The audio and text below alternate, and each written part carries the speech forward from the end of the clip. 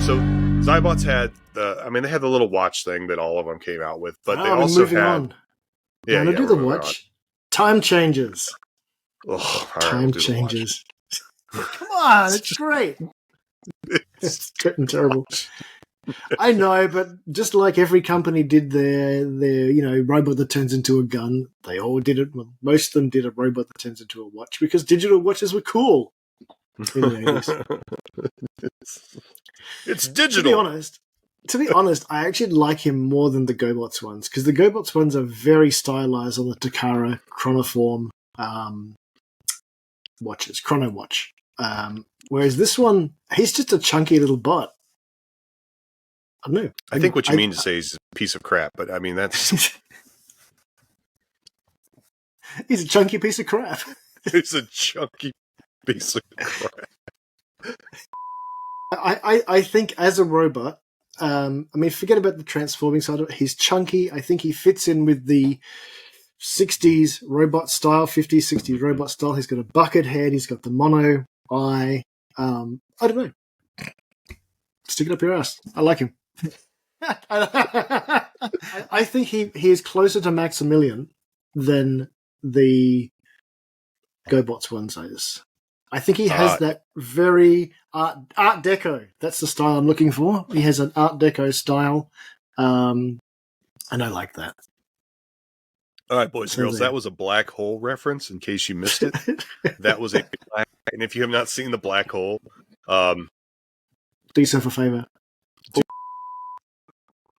So, 1992, Remco came back, much like most of the toy lines came back at that time, where they re-released things, usually around the G2 Transformer era, and they came out with the Zybots.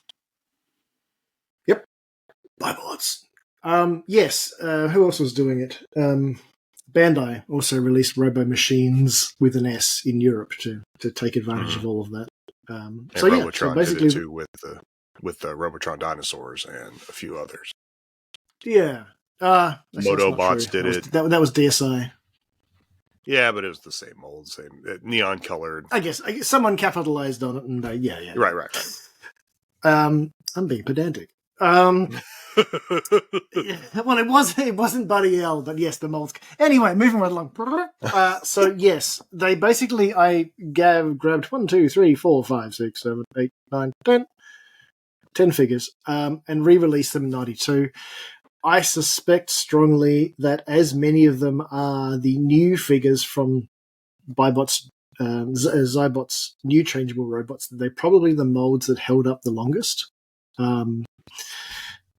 Because they would have just not been as thrashed since Series 1. The plane, the chopper, and the wrecker and so on would have been retooled probably for Multiforce, because if you remember, the Multiforce pickup that goes into the side of Multiforce is slightly different to all the others. The others don't fit. Only that one does. So I imagine that was probably part of the mold scrape and rework. So basically, it's a handful of figures that they probably had left over. They aren't redated. They are restamped. They all say made in China versus the others which say made in Macau. Very likely the same factory. It's probably due to some of the political stuff going on there with sovereignty changing and the desire to put the word made in China versus made in Macau on something, so they stayed out of trouble. All right, back to the Zybox. Now we're gonna finish this episode with 2 parts. And again, we're doing this so sloppy. Avon has no idea what I'm about to do. But we still didn't do Multiforce yet. We got 2 more things. That's what we're going to. We're going to Multiforce. Okay. The greatest toy from the Zybots line, the Multiforce. All right. You love this as much as I like the watch, and vice versa.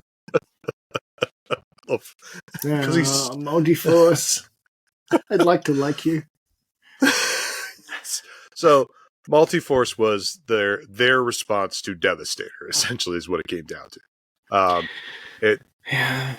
They took the original 10, but I think there's 6. They took the original 6, and they just kind of made a combiner robot out of it. And when I say kind of made a combiner robot, these robots were clearly never supposed to combine into a bigger robot. Yeah, I would think even less so than the 4-star Racetron or Sagitta or Mr. Hardhat. They were. There was no intention there. But hey, look, points to the Kibble Man because wow.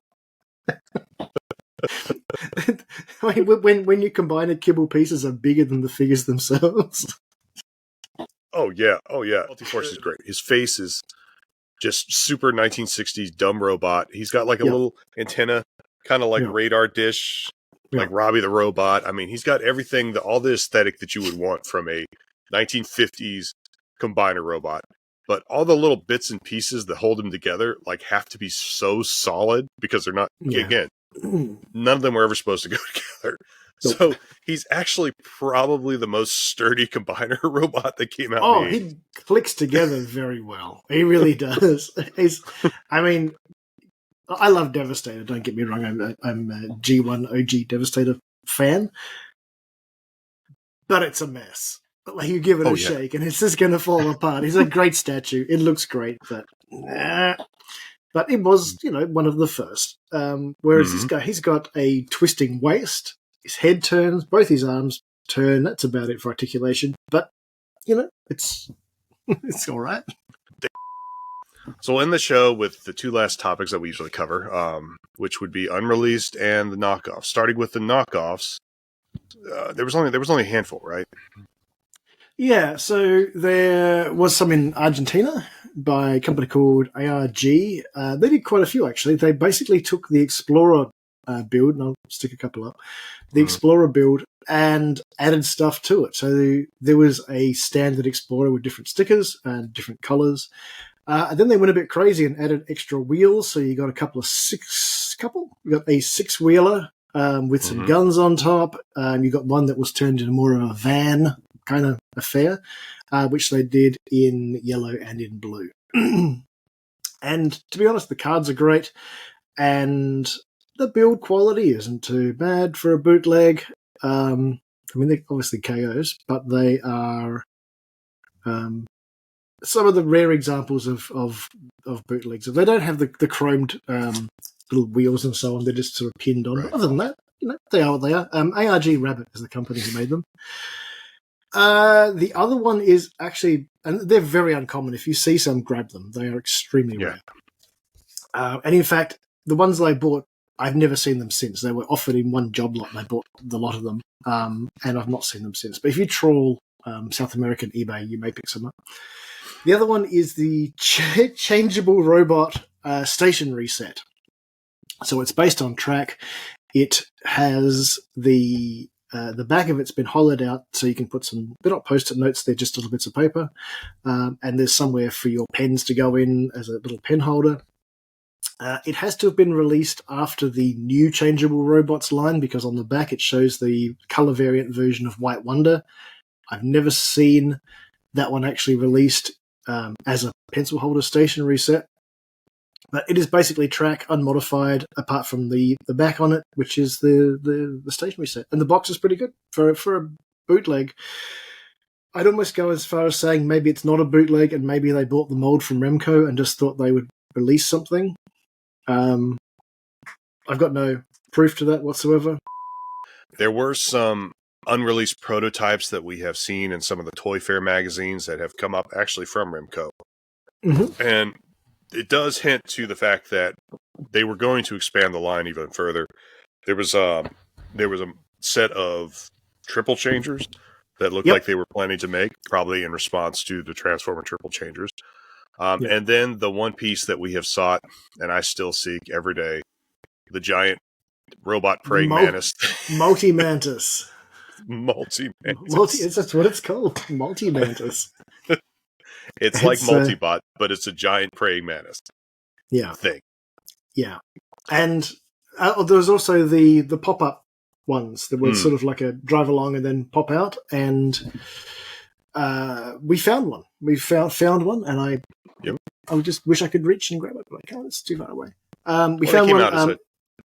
different a toy different line right? entirely, too. They came out as a line that Remco released called Mystery Vehicles. And very likely they wound up Zybots and then thought, well, we've got these left over. These have gotten at least 2/3 of the way through production. We might as well make them and flog them off under a different line. We've only ever seen the red one. There's a red one and a black one. We've only ever seen the red one. No idea if the black one was released. Presumably it was. The triple changes possibly could have come out under the same banner. Also never seen those. I think it's pretty unlikely the Mantis was released. Sorry. Which brings me sorrow. If anyone ever finds that Mantis, please let me know. I want that thing, and I'll put it up on the screen. But I want that so bad. I want that so bad. And like I said, me and 3 other guys would probably the bidding war on that would probably be the stupidest bidding war of all time. And with that, we will put a closing stamp on the Zybots, Remco's Real American Robots, the only true American transforming robot toy line, and one of the big 4 that came out. So anything we need to add to Zybots before we call it? Zybots!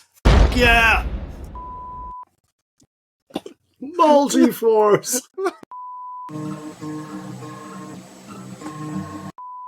You know what's at the other end of a black hole, kids? Hell. Hell is... Hell, and a dude with eyes and a robot.